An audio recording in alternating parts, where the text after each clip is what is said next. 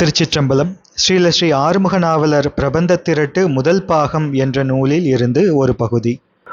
திரு ஞானசம்பந்த மூர்த்தி நாயனார் சரித்திரம் சீர்காழி மான்மியத்து 23ஆம் அத்தியாயத்தில் சொல்லப்பட்டன. இந்நாயனார் சரித்திரத்தின் ஓர் பாகம் ஹாலாசிய மான்மியத்தும் சொல்லப்பட்டது. திருவாசகம் மாணிக்கவாசக சுவாமிகள் என்னும் சமயாச்சாரியாரால் அருளி செய்யப்பட்டு சிதம்பர சபாநாயகரால் எழுதப்பட்டது. அவர் சரித்திரம் ஹாலாசிய மான்மியம், திருப்பெருந்துறை மான்மியம் முதலியவைகளிலே சொல்லப்பட்டது. திருவிசைப்பா, திருமாளிகை தேவர், கருவூர் தேவர், சேந்தனார் முதலிய 9 நாயன்மார்களாலும் திருப்பல்லாண்டு அவர்களுள் ஒருவராகிய சேந்தனாராலும் அருளி செய்யப்பட்டன. இந்நாயன்மார்கள் சரித்திரமும் இவர்கள் செய்தருளிய அதி அற்புதங்களும் திருவாவடுதுறை மான்மியம் முதலியவைகளிலே சொல்லப்பட்டன. பெரிய புராணம் சேக்கிழார் நாயனாரால் அருளி செய்யப்பட்டது. அவர் சரித்திரமாகிய சேக்கிழார் புராணம் செய்தருளியவர் கொற்றவன்குடி உமாபதி சிவாச்சாரியார். அவர் தில்லைவாழ் அந்தணர்களுள் ஒருவர்.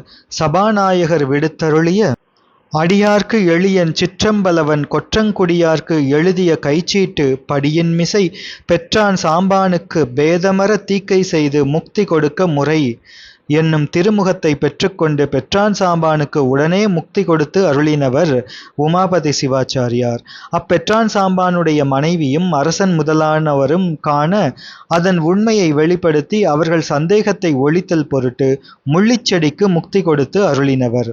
சர்வஜராகிய சிவபெருமானுடைய திருவாக்கினாலும் அவர் அருள் வழிபட்ட இருடிகளுடைய திருவாக்குகளினாலும் திருக்கைலாச பரம்பரை சந்தானாச்சாரியார்களினுடைய திருவாக்குகளினாலும் மேற்கூறிய நாயன்மார்கள் பசுகரணம் நீங்கி சிவகரணம் பெற்றவர்கள் என்பது தெளிவுற நாட்டப்படும்.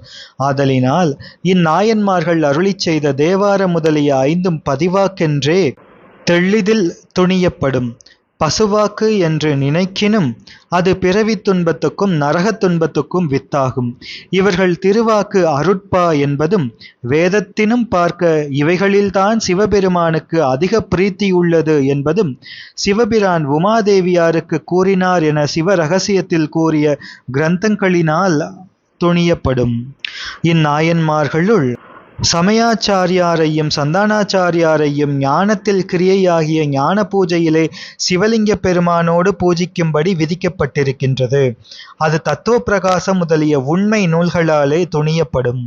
அப்படியே ஞான தீனத்தார் யாவரும் பண்டை காலம் முதல் பூஜித்து கொண்டு வருகின்றார்கள். திருச்சிற்றம்பலம்.